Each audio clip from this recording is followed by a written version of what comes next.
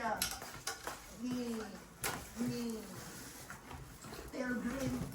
Si Pilgrim, naglalakbay siya. At sa kanyang paglalakbay, maraming siyang mga dala-dala. Mabibigat ang dala niya. Mahirap ang journey. At ikaw ay puno ng mga bagay. Kaya naririnig natin pag tayo aalis, pagka-travel, ang sabi, travel light. Ibig sabihin, huwag mo namang dalhin pati pusa mo, pati travel light. Mahirap magbiyahe ng mabigat. Hindi lang magbabayad ka sa over baggage. Mahihirapan kang magbitbit. Kaya iyan ang utos sa atin. At sa verse 32, ang sabi, verse 32 sa 4 ng Ephesians, tuloy natin. Maybe can you hold here? Be kind and passionate to one another, forgiving each other just as in Christ Malita? God forgave you. Yung batang malitan? Yun pala ang source ng lahat ng bitterness, strife, malice. Yan pala ang unforgiving ng tao, hindi mapagpatawad. At tinuturo sa atin how to unload yourself with this kind of baggage.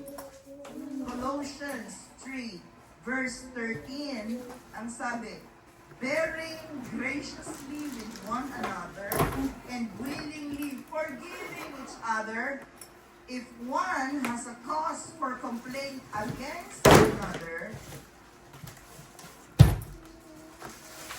Saan mo dadalhin? If you had a cause for complaint against your brother or your sister, saan ka pupunta? Ang sabi ni Apostol Pablo, huwag kang pupunta sa court, sa legal court. Bakit?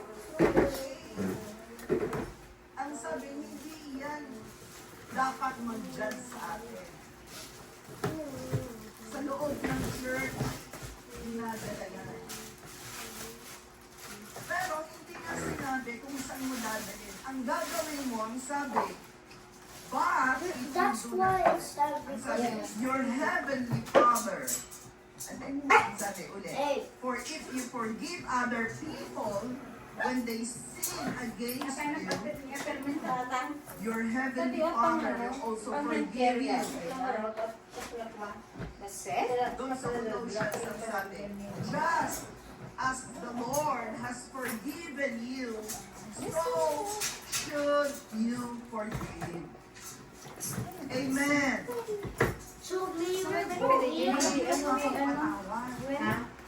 So we were going. Ng Espiritu, madali kang lalago. Lalago ka spiritually, walang hadlang eh. Walang anumang makakapigil para ikaw ay lumago. Forgiving spirit. Where did Atibon bought this? Ganon Where did din Atibon get that? ang roadblock. No. Number Papa 3. ordered this. Lack of discipline. Lack of discipline. Growth requires intentional habits. But I have Intentional position. habits. Ibig sabihin, para tayo lumago. So I have Ginagawang this. paglilingkod. We have 5%. Habit. Just, sorry. Yung ginagawa mo, hindi lang ng isa, dalawa, tatlong beses, Tuesday, kundi Wednesday, paulit-ulit. Friday, Saturday, Sunday. Diba? Ang isang bagay, when you commit it or do it for 3 times, it becomes a habit. Sinasabi yan. Kaya sa bata, 3 times mong gawin sa bata, halimbawa. Tayo. Hindi mo yan, ang 3 times. Then, alam ng bata, Kaya ano nga ibibos na tilabay na ata niya binabon na ata. pag matutulog. Nagiging habit. After 3 times. Isipin mo, ang iksing panahon, 3 times lang. 3 times mo lang gawin. Then it becomes a habit. Ang paglilingkod, Ano ka ang magkain ginawa, na ka? sa loob ng linggo, we are doing that Kaya kami na yun ang every nagwala. Sumilang version na. serving the Lord is a habit. Ang habit, halos hindi mo na iniisip yan. Hindi mo na pinag-iisipan ng malalim.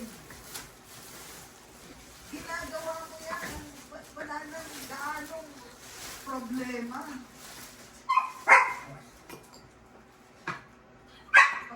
Pagka iba kumakain, pinag-iisipan mo pa.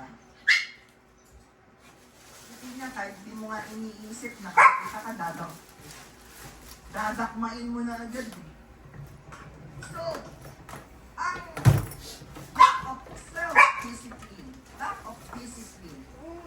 madali tayong mahulog sa spiritual stagnation. Magiging stagnant ka spiritually. Wait pa. Bakit?